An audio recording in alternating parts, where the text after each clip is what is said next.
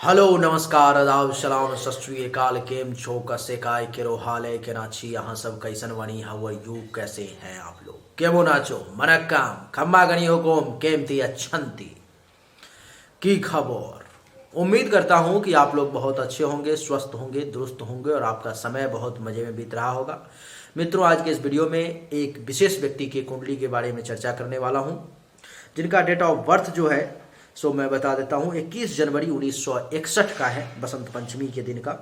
और जन्म समय जो है सुबह में 9 बजे से लेकर के 9:30 के बीच का, यानी कि 9:15 हमने लिया है, 9:15 का है। अमरेली गुजरात का इनका जन्म है। इस कुंडली के बारे में मैं चर्चा करने वाला हूँ। कुंडली आपको सामने इधर डिटेल दिखाई दे ही रहा होगा, इसी के बारे में मैं आपको बताने वाला हूँ। लग्न जो है सो आप देख ही रहे होंगे कि कुंभ लग्न की कुंडली है। लग्न में शुक्र और केतु दोनों साथ में युति बना करके बैठे हुए हैं। दूसरे भाव में जो है सो चंद्रमा बैठा हुआ है मीन राशि में। तीसरे चौथे भाव में कोई नहीं, पांचवें भाव में मंगल बैठे हुए हैं मिथुन राशि में। और सातवें भाव में कोई नहीं, छठे भाव में कोई नहीं, सातवें भाव में राहु सिंह राशि में बैठे हुए हैं। आठवें भाव में कोई नहीं, नवम दशम में कोई नहीं। एकादश भाव में शनि अस्त का और गुरुदेव धनु राशि में बैठ करके बैठे हुए हैं अपने ही घर में। और द्वादश भाव में जो है बुध अस्त का सूर्य के साथ बैठे हुए हैं। इन सभी का क्या असर होगा जिंदगी में, इन सभी के बारे में हम लोग इस वीडियो में चर्चा करेंगे। मित्रों, सबसे पहले आप कॉपी निकाल लें, कॉपी और पेन निकाल लें, तब जा करके आपको समझ में आएगा। आपकी जो कुंडली बनती है इस समय में, इस तारीख को, इस जगह के लिए वो कुंभ लग्न की कुंडली बनती है और धनु राशि है आपकी। और आपको मैं बता दूं कि जन्म में, जिस समय में आपका जन्म हुआ उस समय से लेकर के कॉपी पेन निकाल करके लिखना शुरू करें। 2 नवंबर 1975 तक शनि की महादशा थी। 2 नवंबर 1975 से लेकर के 2 नवंबर 1992 तक बुध की महादशा।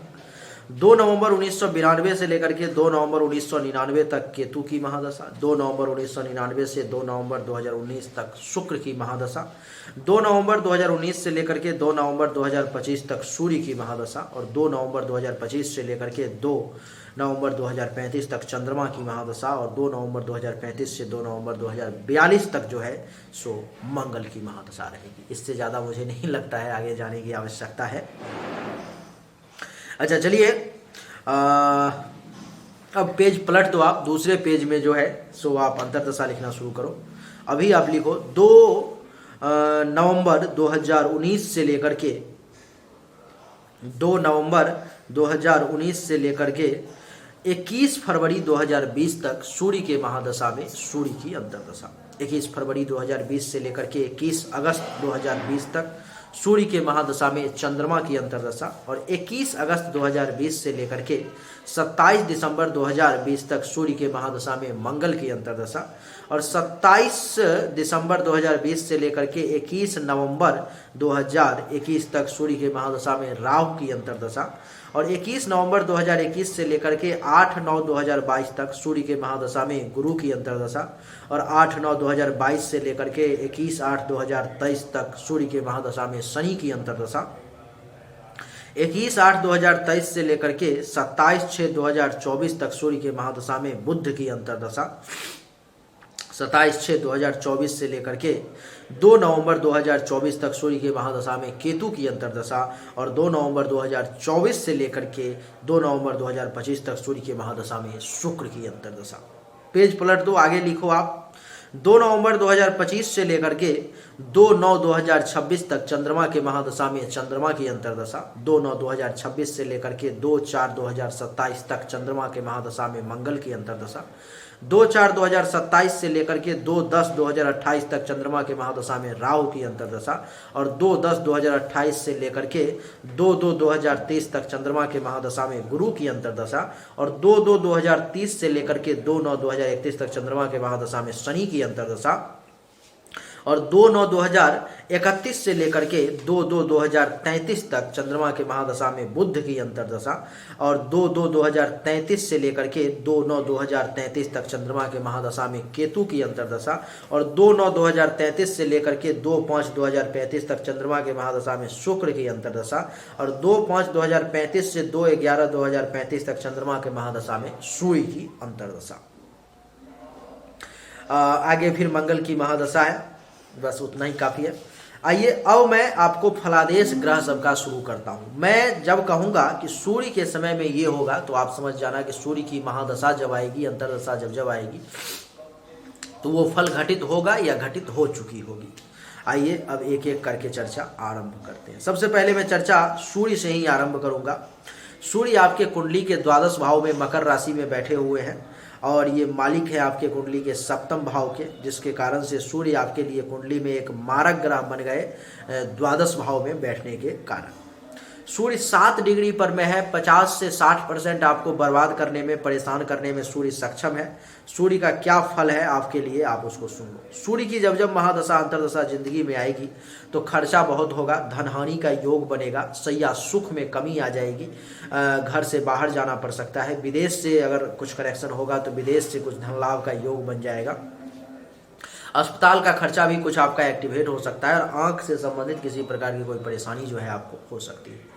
सूर्य की 7वीं दृष्टि जो है सो 6ठे भाव पर में है, जिसके कारण से सूर्य के समय में दुश्मन परेशान करेगा, चिंता में रहोगे, रोग परेशान करेगा, कर्ज भी कुछ लेना पड़ सकता है, भगवान ना करे। केस मुकदमा अगर कोई चल रहा होगा तो उसमें भी परेशानी आ जाएगी।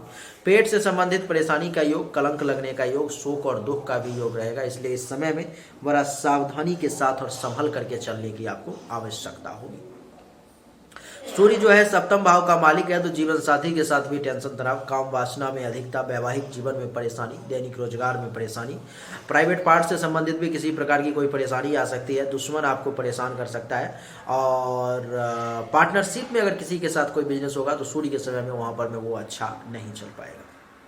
सूर्य के बाद चंद्रमा की चर्चा शुरू करते हैं। चंद्रमा भी इस कुंडली में एक मारक ग्रह होकर के दूसरे भाव में बैठा हुआ है, तो चंद्रमा 6 डिग्री पर में है। ये भी आपको 25 से 30% परेशान करने में सक्षम है, और सूर्य के समय में आपको चाहिए कि ओम आदित्याय नमः मंत्र का दैनिक रूप से 10 माला सुबह में स्नान करके जाप करना शुरू कर देंगे तो आपके लिए बहुत अच्छा रहेगा। चंद्रमा भी आपके लिए अच्छा नहीं, इसलिए चंद्रमा के समय में ओम चंद्रमसे नमः मंत्र का सुबह में स्नान करके 10 माला जाप करना शुरू कर देंगे, आपके लिए रुद्राक्ष के माला पे बढ़िया रहेगा। चंद्रमा के समय में आपको बैंक बैलेंस करने में परेशानी आएगी, जमा पूंजी को चंद्रमा खर्च करने का प्रयास करेगा। आपको बता दूं कि वाणी को खराब करेगा, दान पुण्य करने में आपकी मदद करेगा, पड़ोसी के साथ भी कुछ टेंशन तनाव करवा सकता है। और चंद्रमा की दृष्टि अष्टम भाव पर में, तो काम में रुकावट का योग, धन हानि का योग, एक्सीडेंट का योग, गुदा मार्ग से संबंधित परेशानी का योग, गर्दन में दर्द वगैरह का योग, और अचानक से धन हानि का योग। और 6ठे भाव का मालिक है, तो दुश्मन के द्वारा परेशान किया जाना, चिंता में डालना, बीमारी के द्वारा परेशान करना, कर्ज लेने की नौबत, केस मुकदमा का भी योग, पेट से संबंधित परेशानी, कलंक लगने का योग, शोक और दुख की प्राप्ति का योग चंद्रमा अपने समय में बना देगा। इसलिए चंद्रमा के समय में ओम चंद्रमसे नमः मंत्र का 10 माला दैनिक रूप से जाप करना आपके लिए बहुत अच्छा रहेगा। चंद्रमा के बाद बुध की चर्चा शुरू करते हैं। बुध आपके कुंडली में एक योग कारक ग्रह था, अच्छा ग्रह था, लेकिन ये बैठ गया है जाकर के द्वादश भाव में और 12वें घर में, और अस्त का हो गया है। तो बुध का भी रिजल्ट आपके लिए जिंदगी में बढ़िया नहीं रहेगा। बुध का रिजल्ट आपके लिए क्या है, अस्त का है, इसलिए एक पन्ना आप निश्चित रूप से धारण करो, तब बुध थोड़ा सा कम परेशान करेगा, नहीं तो बुध आपको ज़्यादा परेशान करेगा। बुध 12वें घर में बैठने के कारण अगर आपका विदेश से कहीं कोई काम चल रहा होगा, आप जुड़े हुए होंगे, तब तो आपको अपने समय में बहुत धन लाभ देगा। अगर विदेश से जुड़े हुआ कनेक्शन आपका नहीं होगा, अगर आप उसके लिए काम नहीं करते होंगे, विदेश में आप नहीं होंगे, तो आपको बुध बहुत डैमेज करेगा। जैसे कि धन हानि का योग, पैसा बहुत ज़्यादा खर्च होना, अस्पताल के खर्चा का एक्टिवेट होना, और 12वें घर में बैठा हुआ है तो सैया सुख में कमी, आंख से संबंधित कुछ परेशानी। बुध की 7वीं दृष्टि फिर से 6ठे भाव पर में, तो जो चंद्रमा बुरा रिजल्ट दे रहा था वो ये भी देगा, क्योंकि दुश्मन से परेशान, चिंता, रोग के द्वारा परेशानी, कर्ज का लेने का योग, केस मुकदमा से संबंधित परेशानी, और पेट से संबंधित परेशानी, कलंक लगने का योग, शोक और दुख का भी योग जो है बुध भी बना देगा। बुध आपके कुंडली में पंचम भाव का भी मालिक है, जिसके कारण से जो है संतान को लेकर के परेशानी बुध देता। अपने समय में विद्या बुद्धि में परेशानी, यश में कमी, चाहने वालों की संख्या में कमी, धर्म कर्म का पालन करने में परेशानी का योग बना देगा बुध। बुध इसके अलावा आपके कुंडली के अष्टम भाव का भी मालिक है। तो जो भी काम करने की बुध के समय में कोशिश करोगे, अगर मंत्र का सहारा नहीं लोगे, रत्न नहीं धारण करोगे, तो आपको बुध जो है सो बहुत परेशान करेगा और हर काम में रुकावट और परेशानी का योग बना देगा। अचानक से धनहानि वगैरह भी करवा देगा।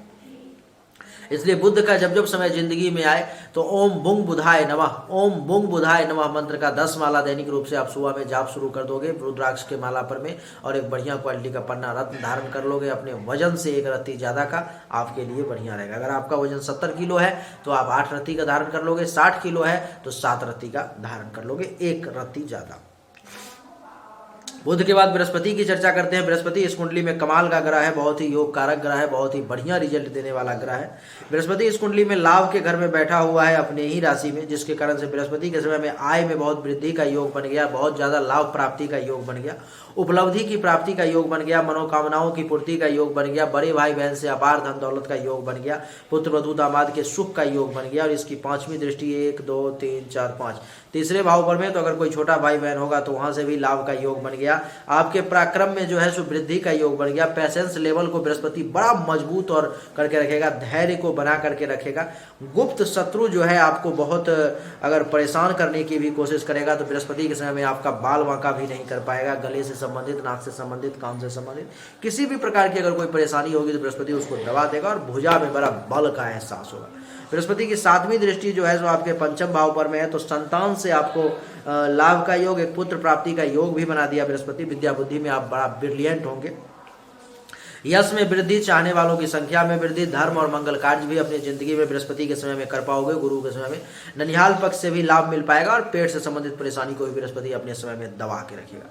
बृहस्पति की 9वीं दृष्टि 8 9 सप्तम भाव पर में, तो जीवन साथी के सुख का योग, काम वासना की पूर्ति का योग, वैवाहिक जीवन में सुख का योग, दैनिक व्यवसाय बढ़िया चलने का योग, दुश्मन के द्वारा परेशान ना होने का योग, और पार्टनरशिप में भी अगर किसी के साथ काम होगा तो बृहस्पति के समय में वो भी कमाल का चलेगा। बृहस्पति आपके कुंडली में दूसरे भाव का भी मालिक है, जिसके कारण से बृहस्पति के समय में बैंक बैलेंस आप बहुत बढ़िया कर पाओगे। और आपको बता दूं कि वाणी का दोष जो है सो खत्म हो जाएगा और पड़ोसी से भी लाभ होगा, परिवार से भी जो है खूब लाभ का बृहस्पति के समय में योग बन जाएगा। बृहस्पति के बाद अब शुक्र की चर्चा करते हैं। शुक्र जो है इस कुंडली में आपके मस्तक पर में ही विराजमान है। शुक्र का भी रिजल्ट भगवान की कृपा से बड़ा ही उत्तम रहेगा। वैसे बृहस्पति के समय में एक बढ़िया क्वालिटी का अगर पीला पुखरा धारण कर लोगे तो भगवान की कृपा से जो है सो कमाल ही होगा, बहुत बढ़िया होगा और बहुत ही बढ़िया आनंद ले पाओगे जिंदगी में, कोई दिक्कत की बात नहीं रहेगी। शुक्र शुक्र शुक्र शुक्र का रिजल्ट आपके जिंदगी में कैसा रहेगा, आइए उसको सुनते हैं। शुक्र आपके कुंडली में लग्न में आपके मस्तक पर में बैठा हुआ है, जिसके कारण से शुक्र के समय में शरीर का रंग रूप बड़ा सुंदर आपका दिखाई देगा, आकृति बड़ी अच्छी रहेगी, ज्ञान में वृद्धि होगी, बल की कमी का एहसास नहीं होगा, मेंटली तौर पर बड़ा मजबूती के साथ रहोगे, विवेक का सहारा लोगे, शील स्वभाव भी बढ़िया रहेगा, गर्व करने लायक काम करोगे, विनम्रता बना रहेगा और स्वभाव भी बड़ा बढ़िया रहेगा। शुक्र की 7वीं दृष्टि 7वें भाव पर में, तो जीवन साथी से भी लाभ मिलेगा, काम वासना की भी पूर्ति होगी, वैवाहिक जीवन भी अच्छा चलेगा, दैनिक व्यवसाय रोजगार भी बढ़िया चलेगा, दुश्मन भी आपका कुछ नहीं बिगाड़ पाएगा, पार्टनरशिप में भी काम जो होगा वो भी आपका शुक्र के समय में बढ़िया जो है सो चलेगा। और मैं आपको बता दूं कि शुक्र जो है इस कुंडली में चतुर्थ भाव के साथ साथ 9वें भाव का भी मालिक है। तो शुक्र के समय में जो है सुख में भी वृद्धि होगी, माता से भी लाभ मिलेगा, मकान का भी सुख आपको प्राप्त होगा, जमीन का भी सुख प्राप्त होगा, अचल संपत्ति प्राप्ति का योग बन जाएगा, गाड़ी खरीदने का योग बन जाएगा, अनएक्सपेक्टेड धन लाभ का योग बन जाएगा। और इसके अलावा शुक्र जो है सो आपके कुंडली में 9वें भाव के भी मालिक है, तो भाग्य का भी खूब सपोर्ट मिलेगा, धर्म और तीर्थ यात्रा वगैरह करने का भी खूब प्रयास करोगे, बड़ा बढ़िया रहेगा, यश में भी वृद्धि होगी, ससुराल पक्ष से भी लाभ का योग बन जाएगा आपके लिए, सन्यासी संत महात्मा ऋषि मुनि इन सब का भी आशीर्वाद प्राप्त होगा, शिक्षा स्तर भी बढ़िया रहेगा, गुरु और आचार्य का भी आशीर्वाद आपके लिए प्राप्त होगा। तो शुक्र के समय में जो है बड़ा ही उत्तम जो है सो रहेगा आपके लिए, कोई दिक्कत का बात नहीं है, बड़ा ही बढ़िया रहेगा। हर मामले में आपको शुक्र भी बढ़िया रिजल्ट देने वाला है। शुक्र के लिए बस करना क्या है कि शुक्र के समय में, क्योंकि डिग्री वाइज जो है शुक्र कमजोर है आपके कुंडली में, यानी कि 24 डिग्री पर में है, तो डिग्री वाइज बड़ा कमजोर है, कम फल देने में सक्षम है। तो शुक्र के समय में जो है एक बढ़िया क्वालिटी का व्हाइट पुखराज, उजला पुखराज धारण कर लोगे अथवा ओपल फायर धारण कर लोगे, भगवान की कृपा से बड़ा उत्तम और जय जयकार हो जाएगा जिंदगी में। जब भी शुक्र की महादशा अंतर्दशा आएगी बहुत बढ़िया रिजल्ट मिलेगा। शुक्र के बाद शनि की चर्चा करते हैं। शनि इस कुंडली में सबसे ज्यादा योग कारक ग्रह है और अस्त का भी है आपके कुंडली में शनि। डिग्री भी कमजोर है, 28 डिग्री पर में है। शनि के लिए अगर शनि के समय में कम से कम बढ़िया क्वालिटी का अगर नीलम धारण कर लिया गया तो कमाल ही हो जाएगा जिंदगी में। शनि जो है आपको क्या करेगा कि पैसा बहुत दिलवाएगा, आय में खूब वृद्धि करवाएगा, उपलब्धि की प्राप्ति करवाएगा, मनोकामनाओं की पूर्ति करवाएगा, बड़े भाई बहन सीनियर्स का खूब सपोर्ट दिलवाएगा, पुत्र वधू दामाद का भी सुख दिलवाएगा। आपके मस्तक पर में शनि की दृष्टि तो शरीर का रंग रूप भी बढ़िया करेगा, ज्ञान में भी वृद्धि करेगा, मेंटली तौर पर बहुत स्ट्रांग बना करके रखेगा, विवेक का सहारा लोगे, शील स्वभाव बढ़िया रहेगा, जिंदगी में गर्व करने लायक काम करोगे, विनम्रता बनी रहेगी और स्वभाव भी बढ़िया रहेगा। शनि की 7वीं दृष्टि पंचम भाव पर में, तो एक पुत्री प्राप्ति का भी शनि योग बना दिया आपके कुंडली में। अगर भगवान का कृपा हुआ होगा, पत्नी के कुंडली में भी ये योग होगा तो आपको एक पुत्री प्राप्ति भी हुई होगी, और गुरु के कारण इस कुंडली में एक पुत्र प्राप्ति का भी योग है। अगर पत्नी के कुंडली में भी सेम सिचुएशन होगी तो आपको पुत्र पुत्री दोनों प्राप्त हुए होंगे। अच्छा, आपको मैं बता दूं कि संतान से लाभ का योग बना देगा शनि। विद्या बुद्धि में कमाल की वृद्धि करेगा, अपने समय में यश में वृद्धि करेगा, चाहने वालों की संख्याएं बढ़ेंगी, धर्म और मंगल कार्य खूब करोगे, पेट से संबंधित परेशानी दूर होगी, ननिहाल पक्ष से भी कुछ लाभ का योग बन जाएगा अगर नाना नानी जिंदा होंगे तो। अच्छा, शनि की 10वीं दृष्टि जो है 8, 9, 10 अष्टम भाव पर में, तो विदेश से प्रबल धन लाभ का योग बना देगा, अचानक से धन लाभ का योग बना देगा। अगर विदेश से कोई कनेक्शन होगा तो बड़ा सुंदर और बढ़िया रिजल्ट देगा शनि। इसके साथ साथ आपके हर मामले में जो है सो बढ़िया रिजल्ट देगा, लेकिन शनि के लिए अगर नीलम धारण करोगे तभी आपको बढ़िया रिजल्ट मिल पाएगा, नहीं तो बहुत कम रिजल्ट मिलेगा और बहुत अच्छा रिजल्ट भी आप नहीं ले पाओगे। शनि के बाद जो है सो अब राहु और केतु की भी जरा चर्चा कर ली जाए। राहु आपके कुंडली के 7म भाव में बैठा हुआ है, जिसके कारण से जो है, और राहु 14 डिग्री पर में है, बड़ा परेशान करने में सक्षम है राहु।